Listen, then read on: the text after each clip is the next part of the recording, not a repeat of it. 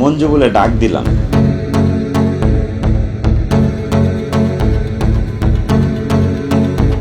যারা পরিচিত 2-1 বার কথা হয়েছে বলি যে এরকম কোনো লেগুনা আছে যেটা 2 দিন বা 3 দিন যাবৎ আসে নাই, অনুপস্থিত।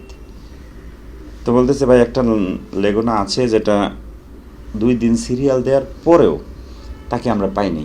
এটাকে তখন আমি সরাসরি লেগুনারটা খুঁজতে প্রশ্ন করি নাই। তখন আমি আরেকজনকে আবার বললাম যে এটা কত নাম্বার, 728, এই লেগুনাটাতে আমি কাজ করব, এটার হেল্পার নাই। তা আমি বলছি যে এটাতে যদি কাজ করা যেত তাহলে পার্মানেন্টলি কাজ করা যেত। রাতে 10টার দিকে যখন সব কাজ শেষ, আমি একাই চলে যাই লেগুনাটা, ওই লাইন থেকে একজন লোক নিয়ে চলে যাই যে গ্যারেজে আছে তথ্য নিই, যেটা একটা কদমতলি গোয়ালবাড়ির মোড়ে ব্লু মেনটেন করে, এই গ্যারেজে গিয়ে আমি ঠিক পিছনের অংশ যে লাল সেটা পাই। ওইখান থেকে তথ্য নিলাম। আমি তথ্য নেওয়ার পরে জানতে পারি যে এই লেগুনাটা যে ফিক্সড ড্রাইভার, সে মাদারীপুর কেন, তার বউ বাচ্চা আনতে গেছে শ্বশুর বাড়িতে, শিবচর থানাধীন। তখন আমি ওসি স্যারকে বলি, স্যার আমি লেগুনাটা আইডেন্টিফাই করতে পারছি। স্যার আবার এই মেসেজটা ডি স্যারকে বলেন। ডি স্যার ফিডব্যাক দিল, ওকে বলো ওই সময় যেন সে ডিলে না করে মাদারীপুর ওই ড্রাইভারের কাছে যাক।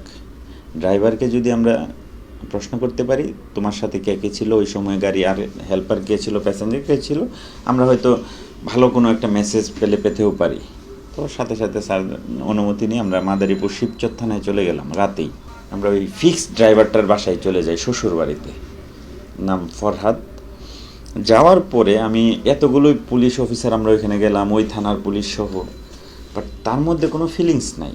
বাট আমার তখন একটু সন্দেহ হয়, একটা মানুষ যদি মার্ডার করে তার মধ্যে কিছু একটা চেঞ্জ হবে, এটাই স্বাভাবিক, নর্মাল সে চাপে থাকবে। তা আমি বললাম যে তুমি তো একজনের মার্ডার করছো, তারপরে এরকম হাসাহাসি করতেছো। বলছেন আমি মার্ডার কেন করতে যাব? আমি বললাম তুমি 22 তারিখে লেগুনাটা চালাও নাই? বলে না, 22 তারিখ না, আমি 21 তারিখ দুপুর পর্যন্ত লেগুনাটা চালাই। তখন আমি অসুস্থ হয়ে পড়ি। অসুস্থ হয়ে পড়ার পরে আমার যে লেগুনাটা, এটা আমি আর 2 জনের কাছে বুঝাই দিই। কে? সেটা ড্রাইভার মঞ্জু আর হেল্পার আব্দুর রহমান। এমন এটার কি সত্যতা আছে কোনো, যে তুমি এটা মিথ্যাও তো বলতে পারো? পরে কয় না, মিথ্যা বলবো কেন, এটা সত্যতা আছে। সে আরও 2-3টা নাম বলে, সোনু আরও সামথিং 2টা নাম বলে, যে আমি যখন ওদের বুঝাই দিই তারা উপস্থিত ছিল এবং ওরা ঘটনাটা জানে। আমি অসুস্থ হয়ে পড়ছিলাম, আমি ফার্মেসিতে গিয়েছি, আমার সাথে অমুক গিয়েছিল, আপনারা চাইলে যাচাই করতে পারেন। আমরা এটা ভালোভাবে মানে বাছাই করি, দেখি তার কথাগুলো 100% সঠিক। তো বললাম যে তাহলে আমি মঞ্জু এবং আব্দুর রহমানকে কোথায় পাবো, ওদের মোবাইল নাম্বার দাও। কই ওদের কোনো মোবাইল নাম্বার নাই। মঞ্জু হচ্ছে যাযাবরের মতো, আজকে লেগুনায় ডিউটি করেছে, কাল রাত হয়ে গেছে, সারাদিন করেছে, আরেকজন চলে আসছে, সে অন্য একটা লেগুনায় নিবে, অথবা ওই লেগুনায় ঘুমায় থাকবে যদি লেগুনা বসে থাকে। আজকে যদি শনি রাখরা থাকে, কালকে থাকবে চিটাগাং রোড, পরের দিন যাত্রাবাড়ি, এরপরে নিউ মার্কেট। সে কোথায় থাকে তার ফিক্সড কোনো বাসা নাই, কেউ বলতে পারবে না। আর আব্দুর রহমান কদমতলী এরিয়াতে থাকে, তার নাম্বার নাই, বাট তার বাবার নাম্বারটা আছে। আমি বললাম তাহলে আমাকে ওইটাই দাও। তো বাবার নাম্বারটা নিয়ে আমরা ঢাকায় ব্যাক করি।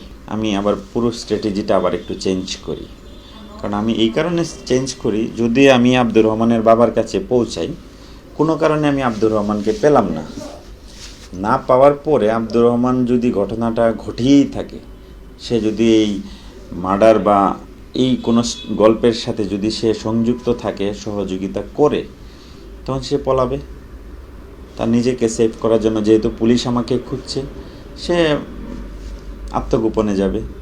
তখন যে মোবাইল নাই তার, আত্মগোপনে গেলে আমার জন্য আরও ডিফিকাল্ট হয়ে যাবে। সংবাদ, ফিচার ও অনুষ্ঠানের জন্য ভিজিট করুন সংবাদ প্রকাশের ওয়েবসাইট এবং যুক্ত থাকুন ফেসবুক পেজ ও ইউটিউব চ্যানেলের সঙ্গে।